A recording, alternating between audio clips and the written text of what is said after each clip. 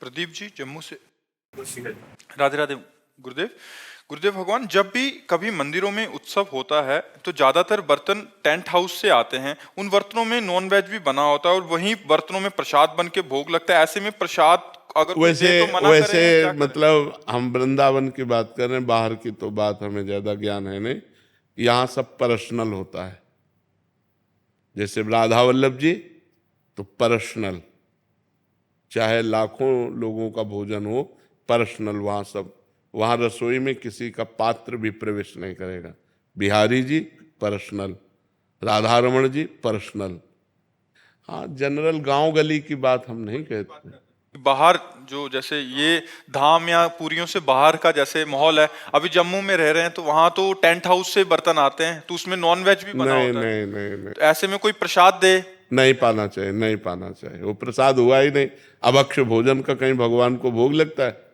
नहीं। ऐसे अपवित्र पात्रों में बना हुआ भोजन अभक्ष होता है।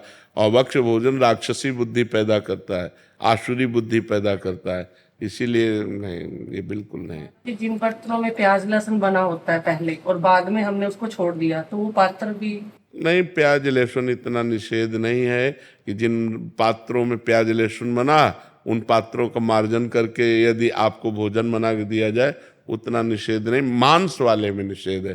प्याज लहसुन कोई बुरी चीज नहीं है। आप हमारी बात समझो। जैसे आलू पैदा होता है वैसे प्याज लहसुन पैदा होता है। उसका परिणाम जो है, प्याज लहसुन परिणाम में हमारे अंदर तमोगुण पैदा करता है, बस इतनी बात है। और प्याज लहसुन ऐसा नहीं कि मांस जैसा निषेध हो।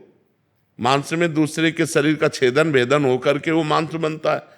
लेकिन प्याज लहसुन तो जैसे आलू है, गाजर है, मूली है, नीचे फल की तरह प्रकट हुआ है, बस वो तमोगुण प्रकट करता, बस और कोई बात नहीं।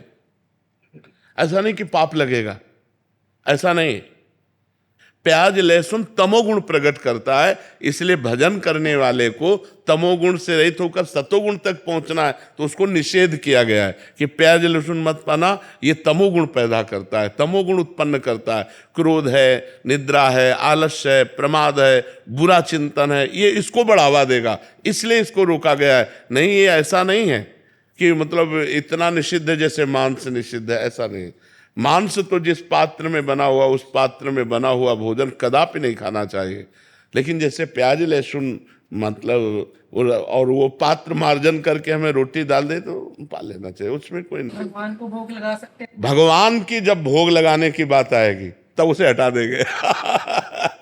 हम ये जनरल बोल रहे हैं, जैसे जनरल में लोग हैं ना, जनरल बोल। लेकिन जब भगवान की सेवा की बात आएगी तो हम उन पात्रों का प्रयोग ही क्यों करेंगे? हम तो पवित्र पात्रों का प्रयोग करके भगवान को भोग लगा के पाएंगे, भगवान का भोग नहीं लगा सकते। लेकिन ऐसे जैसे जनरल में मान लो होटल में है या ऐसे है तो ऐसे पा सकते हैं। जिन होटलों में मांस या जिन रिश्तेदारों के यहाँ मांस बनता है, उन पात्रों में हम भोजन ना पाएं।